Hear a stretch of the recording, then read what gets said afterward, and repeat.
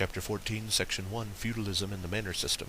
Objectives: learn when the Middle Ages were and what they were like. Find out how land and power were divided under feudalism. Learn how the manor system worked. Discover what life was like for peasants and serfs. As darkness fell, a young man put on a white tunic and red and black cloaks. Then he walked to the church, where he spent the long night alone, praying.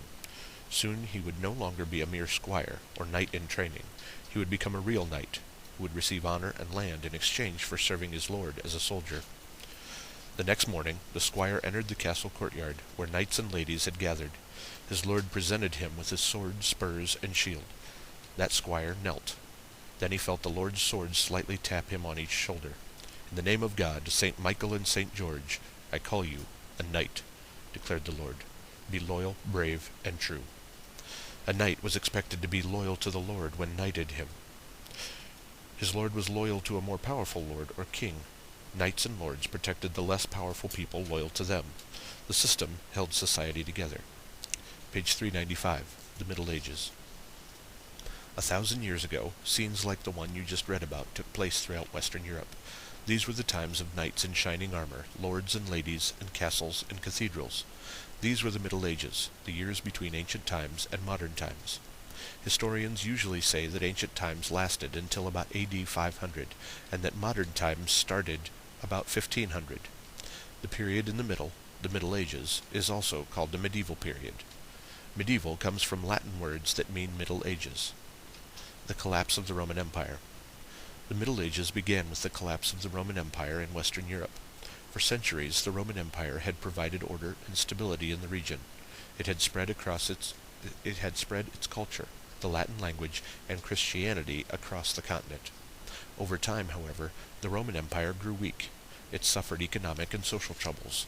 Worse, the Roman Empire also suffered from invasions by peoples from the north. Page 396. In wave after wave, the invaders destroyed Roman towns and cut off trade routes. They claimed parts of the empire for themselves. Because these peoples kept their own languages and laws, they broke the bonds that held the Roman Empire together.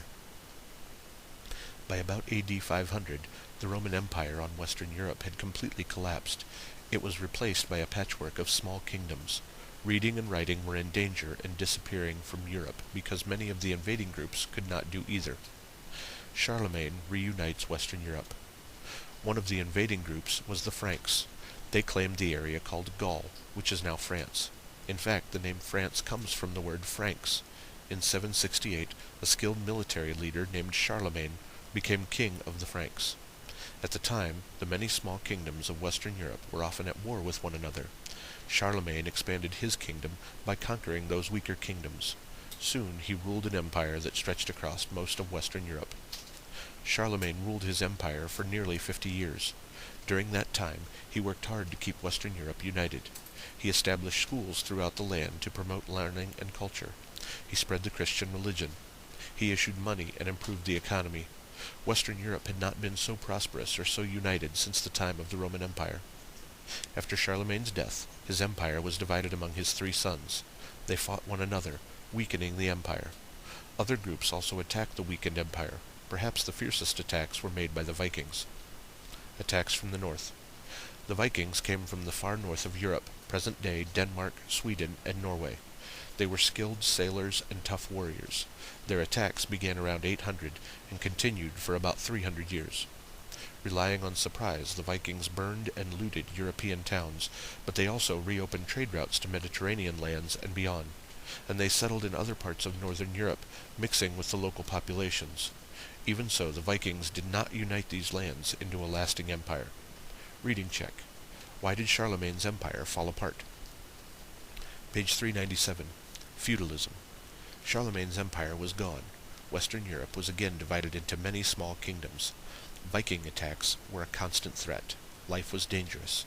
Slowly, the people of Europe worked out a new system for meeting their military, political, and economic needs. The feudal system. The system that developed was called feudalism. Under feudalism, land was owned by kings or lords, but held by vassals in return for their loyalty. By about 1000, feudalism was the way of life throughout Western Europe. It would last for hundreds of years. In medieval Europe, power belonged to those who controlled the land. These landowners were nobles, such as barons and princes. They gave a share of land called a fief to each of their vassals, or people who promised to follow the landowner's laws and to fight for him. A vassal could also be a lord. Feudal duties. Lords promised to treat their vassals with honor. In addition, the chief duty of lords was to protect their vassals and their lands. If a vassal with young children died, for example, the lord became the children's protector. The lord also asked his vassals' advice before making laws or going to war. Vassals were expected to raise and lead armies that would fight for their lord. Many of these vassals were knights, professional horse soldiers who led other men into battle. Vassals also appeared at the lord's court when commanded to do so, and they paid taxes, often in the form of crops, to their lords. Reading check. What did lords give vassals in exchange for the vassals' loyalty? The manor system. In medieval Europe, feudalism was a system of power and economic relations across regions. Manorialism was a system of economic and political life at the local level. This system was based on the manor, a large estate that included farm fields, pastures, and often an entire village. It also included a large house called the manor house, where the lord or ruler of the manor lived. Page 398. Lords and Manors.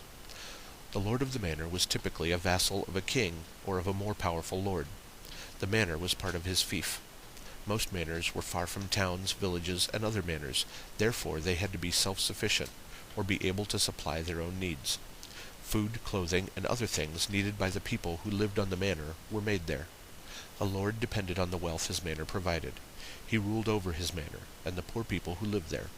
He made the rules and acted as judge.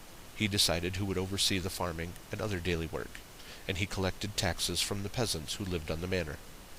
The role of noblewomen. Women of the noble classes also played an important part in feudal society. Like the men in their family, a noblewoman went to other noble families for training. Then she took her place as lady of the household.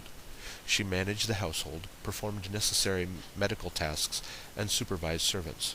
When her husband or father was away fighting, she often served as lord of the manor, making important decisions. Reading check. Why did manors have to be self-sufficient? Peasants and serfs. The majority of the people of medieval Europe were not lords, ladies, or knights. They were peasants, a group of people who made their living as farmers and laborers. Their lives were very different from the lives of the nobles. Peasants were often very poor.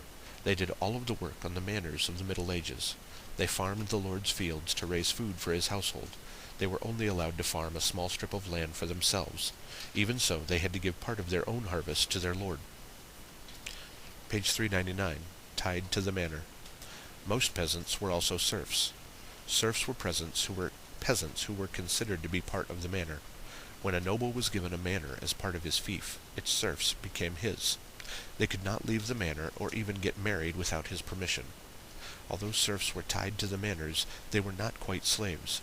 Successful serfs could save money to buy freedom and a plot of land of their own.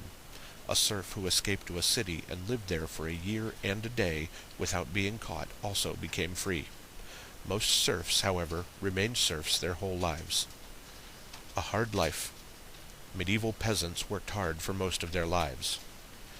They farmed their own fields and those of their lord. Men, women, and children were all required to work. Peasants lived in one-room huts that often had only a single opening for a window. For heating and cooking they built a fire on the dirt floor. Smoke filled the dark, cramped interior before drifting out of the hole in the roof. Peasants ate mostly simple foods, such as black bread, cabbage, and turnips. They rarely ate meat, since the animals of the manor and surrounding land were reserved for their lord. Peasants even suffered when they slept. Their mattresses were cloth sacks stuffed with straw. Reading check. What was life like for medieval peasants?